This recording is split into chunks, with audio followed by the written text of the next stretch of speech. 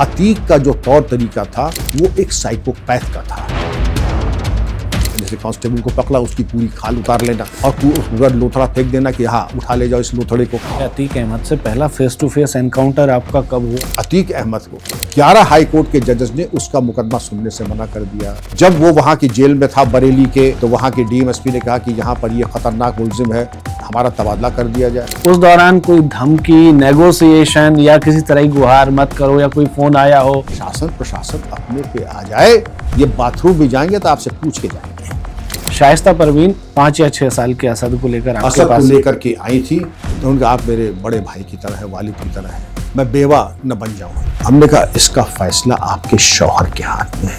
ये वही अतीक अहमद थे जिनके बारे में कहा जाता था कि मुख्यमंत्री इनके कुत्ते से हाथ मिलाते। अगर आज हम आपके कुत्ते से हाथ मिला रहे हैं तो संदेश क्या जा रहा है? सर वो एक लड़का था और उसकी इतनी खतरनाक ट्रेनिंग हुई कहाँ, कैसे वो इतना बड़ा बन गया? सबसे पहली चीज ये है कि श्री प्रकाश को लार्जर देन लाइफ हमने पेंट किया। गलतियां तो उसके चरित्र में, व्यवहार में कई थी, लेकिन शातिर दिमाग का खूंखार अपराधी था। तो मुन्ना बजरंगी, थाना समयपुर बादली और हमारे अविनाश मिश्रा की टीम सर्वेलेंस पे, और वो आ रहा है। हमारे एसटीएफ और दिल्ली स्पेशल ब्रांच ने उसको घेरा, गोली चलती है और मुन्ना बजरंगी को मार दिया जाता है। 10 मिनट देखते मुन्ना बजरंगी खड़ा होकर, बेटा कितना शातिर दिमाग का था, खड़ा होकर चिल्लाने लगता है, बचाओ बचाओ, पुलिस वाले मेरी जो है फर्जी मुठभेड़ कर रहे हैं। एक और माफिया हुआ है यूपी के गाजीपुर से, कई बड़े रसूखदार पदों पर रह चुके लोगों का रिश्तेदार या उनका नवाजा, पोता, बहुत कुछ। मुझे मालूम है मुख्तार अंसारी की आप बात कर रहे हैं।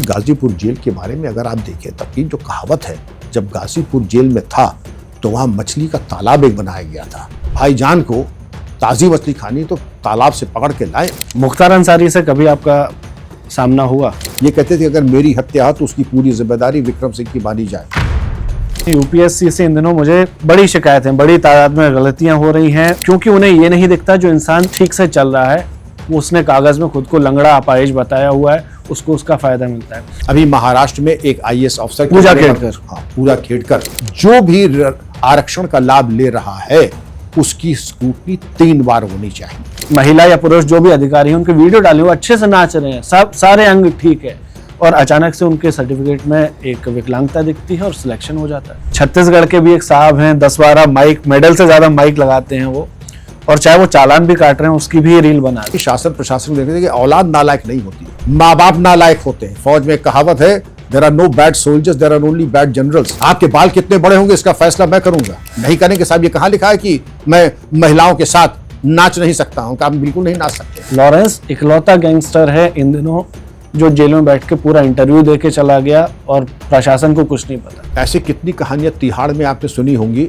एक बहुत बड़ा इंडस्ट्रियल हाउस था, उनका तो ऑफिस ही खुला था। सुकेश चंद्रशेखर का, आप सुब्रत रॉय की बात करें, नाम लेना ठीक नहीं और उचित नहीं है, लेकिन ऐसे एक नहीं 1000 किस्से मैं आपको बता सकता हूँ। भ्रष्टाचार जेल में बिल्कुल आकंठ डूबा हुआ है प्रशासन उनका।